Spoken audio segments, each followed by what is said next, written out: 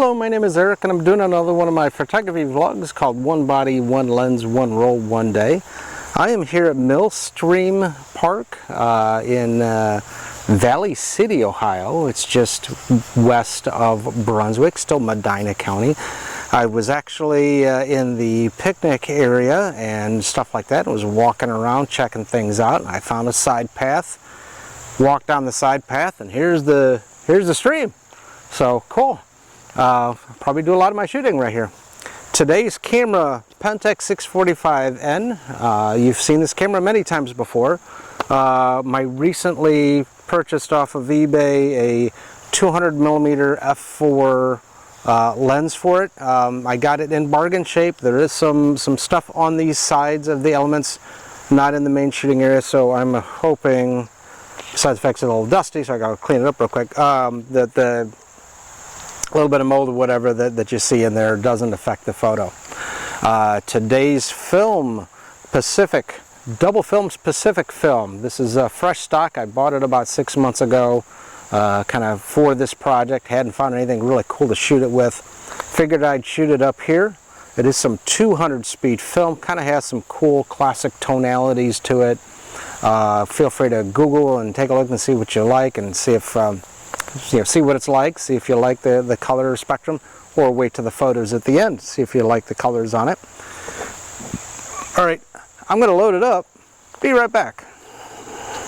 Alright, so I'm all loaded up. I'm actually going to pull it back to ISO 160. This is a 200 speed film. I'm going to pull it back to 160 just because of the fact, not because it's expired or anything like that. It's maybe, maybe I've had it for 6 months. It was probably at the shop for maybe 6 months, so it's still within its normal expiration time, but because I like slightly denser negatives. So a lot of professional photographers back in the 90s and early 2000s, when film was king, in two reasons they favored slightly overexposure. One, you get a slightly denser negative, your colors pop a little bit more,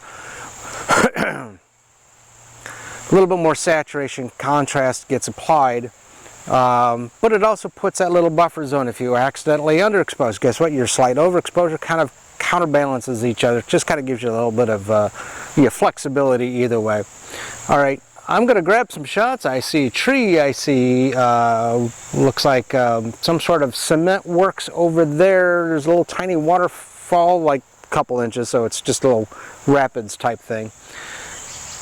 Leaves floating by, all sorts of cool stuff. Big poofy clouds in the sky. Let me see what I can get. I'll be right back.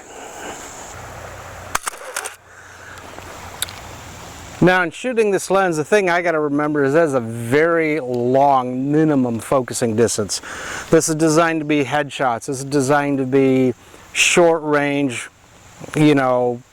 well, maybe short range sports, but I guess you could do whatever, but more designed to be headshots, a little bit longer stuff. This has a minimum focusing distance of about 2 meters or just under 7 feet, so I can't point at some cool rocks or a cool leaf without taking a step back. Just things you got to be aware of when you shoot some of the longer stuff. There was a 300mm Nikon lens that I shot a while back, and I think that one had a minimum distance of about 7 feet also, so trying to get in on a group of flowers didn't work so good when I was close. I had to take a couple steps back. Alright, stream's down that way. I got cool trees here. Let me see what I can get. Okay, so this medium format camera is a Pentax 645N, so it shoots in a 645 format.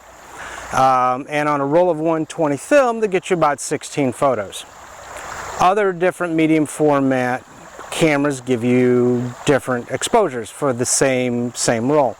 So like a Bronica or a Hasselblad, or even some of the twin lens cameras that shoot 6x6 square. Suddenly, the 16 photos that I can take, they can only take 12. And then if you get into some of the other formats like 6x8 or 6x9, or even some of the panoramic 612s, suddenly you're down to 8 shots or 6 shots or even 4. So depending upon what camera you have as to how many shots you're going to get. So just be aware that you might be going through lots of film if you shoot the bigger medium format formats. This is probably the smallest of the medium formats, so I get the most shots. There's other 645s that are out there. Let's see, who's got one? Mamaya's got a 645. And I think there's a rangefinder, and I'm drawing a blank on it, but Mamaya's got a 645, Pentax got a 645, somebody else has got a 645, I'm just drawing a blank on it right now.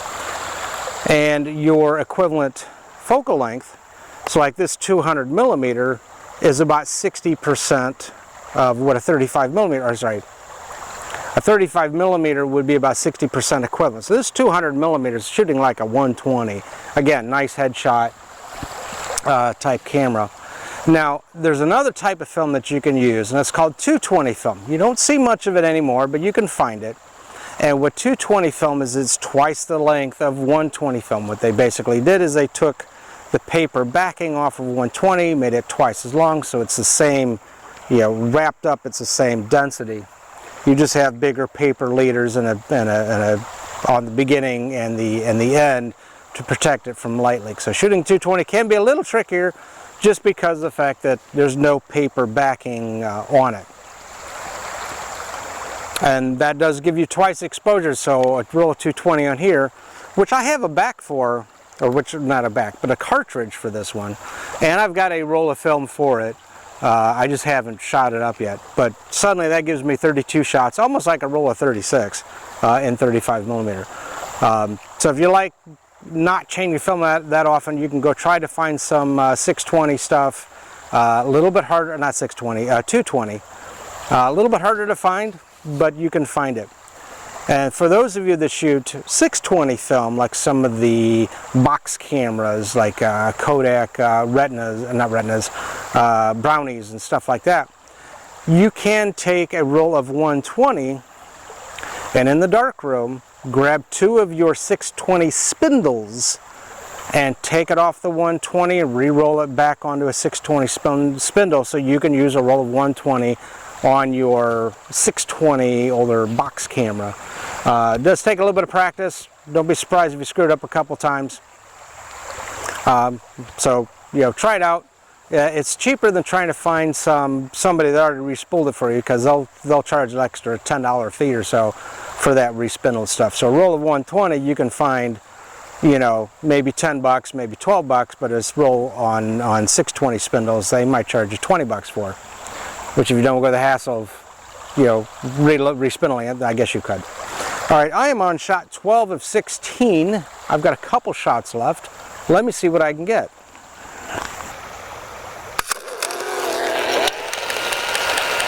Okay, so you can hear that was the end of my roll, all 16 shots. Again, today we are at Mill Creek Park in Valley City, kind of near Brunswick, Ohio, Medina County.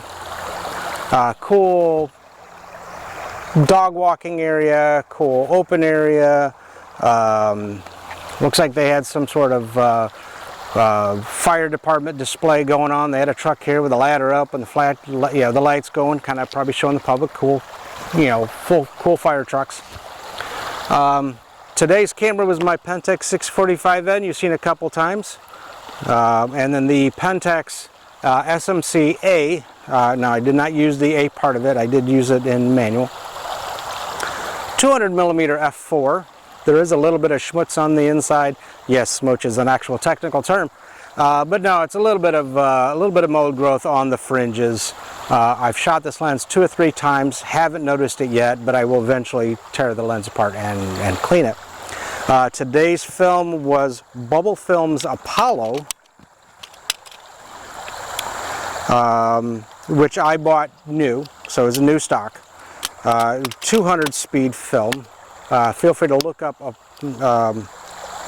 the Apollo film to see if you like the results, or wait till the photos at the end and see if you like the results.